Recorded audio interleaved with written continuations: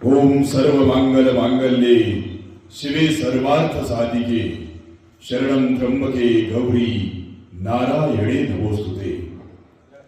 आगतम स्वागतम सुस्वागतम।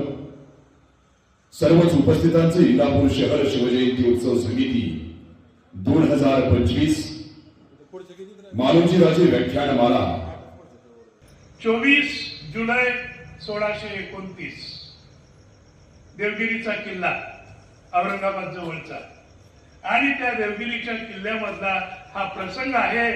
जिजाऊ साहेबांचे पिताजी लखोजी जाधवराव हे शिंदखेडचे होते आणि भारतातल्या प्रमुख सरदारापैकी प्रसिद्ध सरदारापैकी ते एक होते। इकडे निजामशाहीचं राज्य होतं आणि निजाम आणि लखोजी राजांचा बुरन निजामाने आपल्या दरबारात सत्कार करायचं ठरवलं।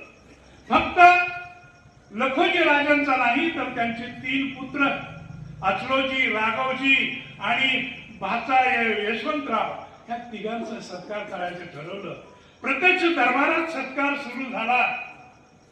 काबाची वस्त्र म्हणजे अत्यंत रेशमी वस्त्र त्यांना देऊन सन्मान होणार होता आणि त्यांना सरदारकी मिळणार होती म्हणे। आणि हातामध्ये सोन्याच्या 3 पराती घेऊन 3 खान असे तंबूर ताशाच्या आवाजात पुढे पुढे निघाले या 3 मुलांचा सत्कार करायला।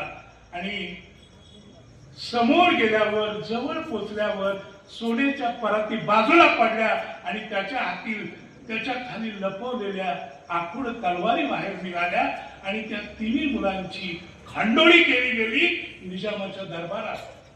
हे लखोजी बाबांनी बघितलं आणि लखोजी बाबा चौताळले आणि म्हणाले, अरे हजामा निजामा काय करतोयस?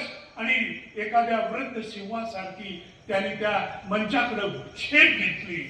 पण कट मित्रांनो आधीच शिजलेला होता। लखोजी बाबांनी झेप घेतली असली तरी ते तिथे पोचेपर्यंत डाव्या आणि उजव्या बाजूला तलवारी, कटारी, चाकू आले आणि एखादा सिंह वरच असा आभाळातून खाली पडावा तसे लखोजी बाबा तिथं मरण पावलेले आहेत। तो सत्य प्रसंग आहे 24 जुलैचा। त्या किल्ल्याच्या खाली लखोजी बाबांचा गोठ होता म्हणजे मुक्कामाचं ठिकाण होतं आणि काय झालेलं आहे काय हे माहिती नव्हतं। आणि लखोजी बाबांची लाडकी लेक म्हणजे जिजाऊ साहेब हे आपल्या वडिलांना भेटायला आलेल्या। संध्याकाळची वेळ होती। त्यांनी बघितलं की आपल्या या गोटामध्ये फारसा प्रकाश का दिसत नाही पण त्या